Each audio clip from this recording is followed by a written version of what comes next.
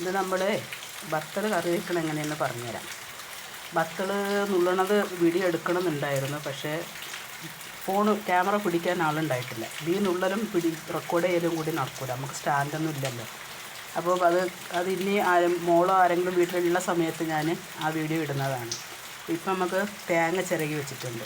അതിലേക്ക് കുറച്ച് മഞ്ഞൾപ്പൊടി മതി കേട്ടോ. ഒരുപാട് കളറിന് വേണ്ടി ഇടുക. കുറച്ച് മഞ്ഞൾപ്പൊടി ഇട്ടിട്ട്, പക്ഷേ മുളക് പൊടി തോന്നിടണം. തോനെയെന്ന് പറയുമ്പോൾ നമ്മളെ എരിവിനനുസരിച്ചാണ് ഇടുക കേട്ടോ.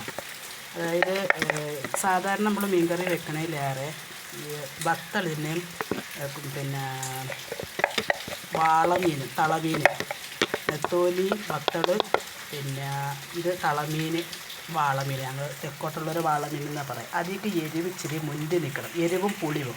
അപ്പോൾ ഇച്ചിരി കൂടുതൽ മുളക് പൊടി ഇടുക, മുളക് പൊടിയും മഞ്ഞൾപ്പൊടിയും. പിന്നെ അതിന് വേണ്ടത് വറുത്ത ഉലുവയാണ്, അതും കുറച്ചിട്ടാൽ മതി. ചൂരയ്ക്കൊക്കെ കുറച്ച് അധികം ഇടണം, പക്ഷെ ചെവയ്ക്കാൻ പാടില്ല. തേങ്ങയ്ക്ക് അനുസരിച്ച് ഇടാം. പക്ഷേ നെത്തോലിക്കെന്ന് പറയുമ്പോൾ നെത്തോലിക്ക് കുറച്ചിട്ടാൽ മതി. വാളമീനിന് വറുത്ത ഉലുവ ഇടണം എന്നില്ല. ഇതിലൊക്കെ പുളിപ്പാണ് കൂടുതൽ നിൽക്കുന്നത്. ഇനി ഇതിലേക്കൊരു 2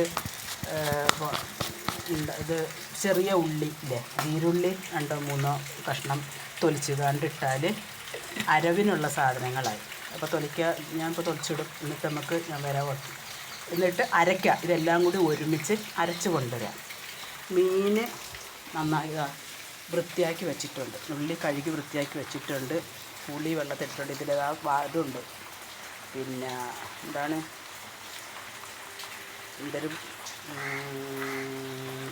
എന്തോ ഒരു പുളിയുടെ പേര് ഞാൻ ഓർമ്മ വരുമ്പം പറഞ്ഞു തരാം. കൊടുമ്പുളിയും പുളിയും കൂടി വെള്ളത്തിലിട്ട് വെച്ചിട്ടുണ്ട്. അപ്പോൾ കൊടുമ്പുളി ഒന്ന് പൊതിരണം.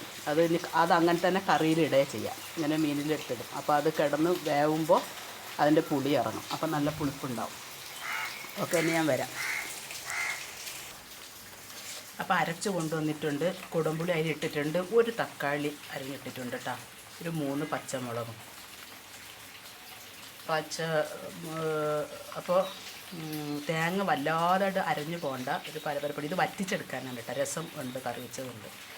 അപ്പോൾ ഇത് ഉപ്പും കൂടി ഇട്ട് കണ്ട് ആവശ്യത്തിന് തോനെ വെള്ളം ചേർത്തത്. അപ്പം വറ്റി വരാൻ മീൻ വല്ലാതെ അങ്ങ് വെന്ത് പോകും. ഉപ്പും കൂടി ഇട്ടിട്ട് ഒരു കുഴമ്പ് രൂപത്തിൽ കലക്കി അടുപ്പത്ത് വെച്ച് നല്ലോണം തിളപ്പിച്ച് ചെറിയ തീയിൽ എങ്ങനെ ഇട്ടിരുന്ന് വറ്റിച്ചെടുത്താലുണ്ടല്ലോ, ആ രസവും കൂടി ഒഴിച്ചാൽ ചോറിലോട്ട് അങ്ങോട്ട് കുഴച്ചെടുത്ത് തിന്നാൽ വായിൽ വെള്ളം വരണം. അപ്പോൾ ഇത് കാണുന്നവരെല്ലാവരും ചാനൽ സബ്സ്ക്രൈബ് ചെയ്യാത്തവരാണെങ്കിൽ ഒരു ലൈക്കും ഒരു കമൻറ്റും, നന്നല്ലെങ്കിലും ഒരു കമൻറ്റ് ഇടുക കേട്ടോ. നിങ്ങളുടെ സപ്പോർട്ടാണ് നമ്മുടെ വിജയം. അപ്പോൾ പിന്നെ 1-2 പേര് പാത്രങ്ങൾ മാറ്റണമെന്നൊക്കെ പറഞ്ഞിട്ടുണ്ട്. പക്ഷേ ഇത് നല്ല പാത്രമാണ്. അത് നമ്മൾ ചാനലിൽ നിന്ന് വരുമാനമൊന്നും ആയിട്ടില്ല. ഒക്കെ റെഡിയാവും. ഓക്കെ, എല്ലാവരും സബ്സ്ക്രൈബ് ചെയ്യും കേട്ടോ.